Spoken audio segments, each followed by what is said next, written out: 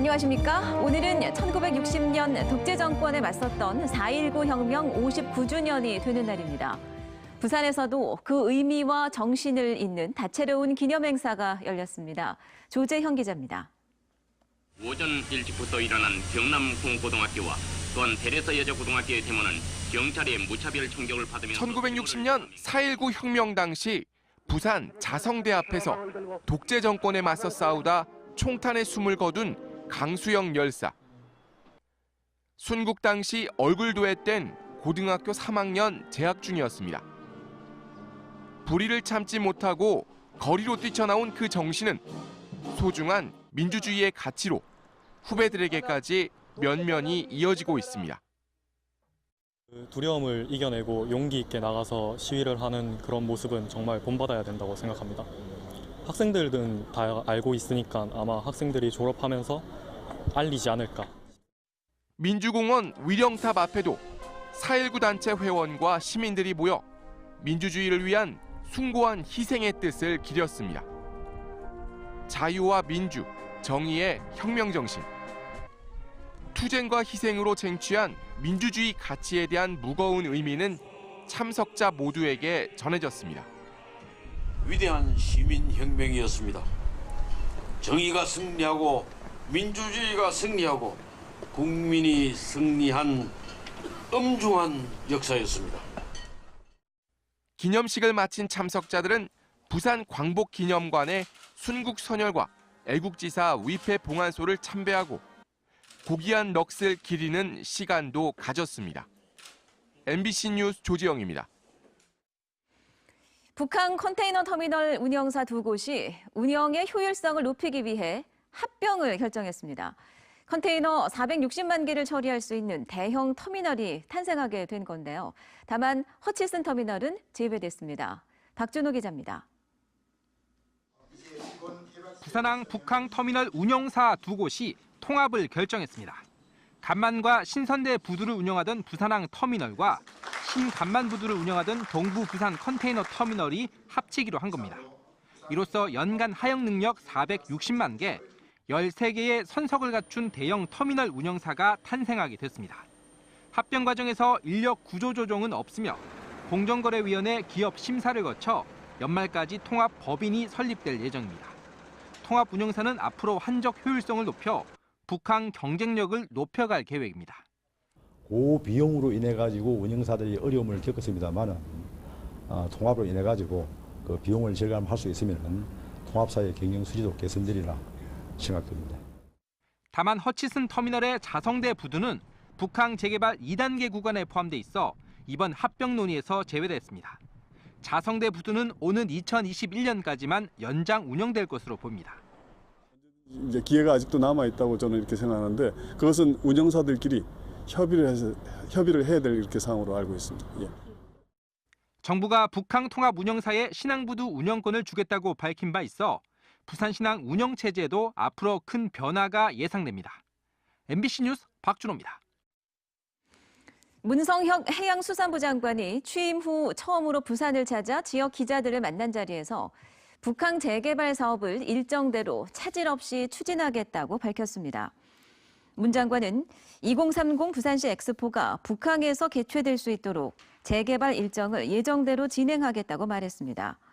또 문 장관은 다른 해외 항만들이 재개발을 통해 흉물이었던 곳이 새롭게 변신했다며 북항 재개발에 대한 기대감도 크다고 덧붙였습니다. 부산 공동어시장 신임 대표이사에 박극재 전 서구청장이 당선됐습니다.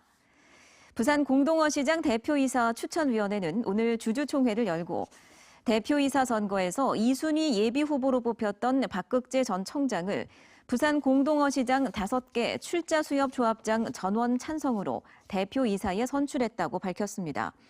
박 대표는 앞으로 3년 동안 부산 공동어시장을 이끌며 어시장의 현대화 사업과 위판량 증대 등 현안 사업 해결에 나설 예정입니다. 네, 내일은 장애인의 날입니다. 이동이 불편한 시각장애인들은 주로 장애인 콜택시 서비스를 이용하고 있는데요. 장애인에 대한 더 섬세한 배려가 돼 있을 것도 같은데 불편하긴 마찬가지입니다. 현지후 기자가 시각장애인과 함께 부산시 콜택시를 실제 이용해봤습니다. 1급 시각장애인 한지혜 씨. 초등학생을 대상으로 강의를 하는 한 씨는 매일 택시를 이용합니다. 함께 장애인 콜택시를 불러봤습니다. 연결부터 쉽지 않습니다. 모든 상담원이 통화 중입니다. 잠시만 기다려주시기 바랍니다. 약 10분 뒤 길 맞은편에 도착한 택시가 경적을 울립니다. 직접 건너오라는 뜻입니다. 앞이 보이지 않는 한 씨가 소리만 듣고 찾아가야 할 형편입니다. 그러니까 저희가 요청을 하면 안내를 보통 해드리는 분들이 많긴 하나 좀 자발적으로 이렇게 시각장애인들을 안내를 해주시면 좋겠는데 사실 그런 게 여차 교육을 하는데도 비하고 사실 잘 안 되고 있어요. 귀갓길 또 택시를 잡는 한 씨. 그러나 취재 기자의 도움이 없었더라면 문을 열고 차에 타기도 어려웠을 겁니다. 보통 근데 내려서 이렇게 해주시는 거예요? 네, 가정에서 하면 대부분 뭐 개중에서 일부도 안 하는 사람도 있긴 있겠지만 말로는 장애인용 택시지만 실제로는 일반 택시 겸용입니다. 부산시가 택시비의 65%와 봉사료를 지원하는데 장애인을 배려하기 위한 별도의 운전기사 교육은 없습니다. 1,500원이던 봉사료도 다음 달부터 1,000원으로 인하될 예정이어서 자칫 서비스 질도 떨어지지 않을까 걱정입니다. 교육을 이런 적 없이 잘 신청해서 가면 되니까 법적으로 우리가 도와주고 이러면 운전직원이 도와주고 하는 건 아닙니다. 지난해 장애인 콜택시 이용 건수는 68만여 건. 콜택시가 장애인들의 발로 정착되고 있는 만큼 더 세심한 변화가 필요해 보입니다. MBC 뉴스 현지호입니다. 남구 대연비치 아파트 재건축을 둘러싼 법적 분쟁이 일단락돼 재건축 사업이 탄력을 받을 전망입니다. 부산지법 행정 2부는 대연비치 아파트 재건축 조합원 5명이 남구청을 상대로 제기한 관리처분 계획 인가처분 무효 확인 소송의 선고 공판에서 원고의 청구를 각하했습니다. 이로써 지난해 12월부터 법적 분쟁을 벌여왔던 대연비치 아파트 재건축 사업은 사업 추진에 속도가 붙을 전망입니다. 1984년에 지어진 대연비치 아파트는 광안대교로 이어지는 길목에 위치해 지역 부동산 업계가 주목하는 대규모 재건축 단지입니다. 오늘 새벽 3시 50분쯤 강서구 생곡 쓰레기 매립장 앞에서 생곡 주민 이주대책위 소속 주민 20여 명이 조속한 이주대책 마련을 요구하며 진입도로를 막고 농성을 벌였습니다. 이 때문에 수거해온 쓰레기를 비우러 매립장을 찾은 차량 200여 대가 안으로 들어가지 못해 일대 도로에 극심한 정체 현상이 빚어졌습니다. 정체 현상은 주민들이 농성 3시간 만인 오전 6시 50분께 해산할 때까지 이어졌습니다. 오늘 오전 9시 반쯤 영도구 영선동의 한 오피스텔 공사장에서 15층에 설치된 크레인 상부가 꺾이면서 공사 중인 오피스텔 옥상으로 넘어졌습니다. 이 사고로 인명피해는 없었지만 소방당국은 만일의 사태에 대비해 사고 현장 출입을 통제하고 있습니다. 경찰은 강풍 탓에 사고가 난 것으로 보고 공사 관계자들을 상대로 정확한 사고 경위를 조사하고 있습니다. 부산 지역에는 오늘 오전 해안가를 중심으로 최대 초속 16m의 매우 강한 바람이 불었습니다. 부산 도시철도 전동차 안에서 휘발유 통을 든 남성이 있다는 신고가 접수돼 전동차 운행이 중단되는 소동이 벌어졌습니다. 부산경찰청과 교통공사에 따르면 오늘 오후 3시 20분쯤 도시철도 1호선을 타고 가던 60대 여성이 남편과 다툰 뒤 부산역에서 내려 남편이 휘발유가 든 통을 들고 지하철을 타고 있다고 신고했습니다. 교통공사는 4분 동안 객차를 멈추고 조사했으나 방화 용의점을 찾지 못했고 열차 운행도 잠시 중단됐습니다.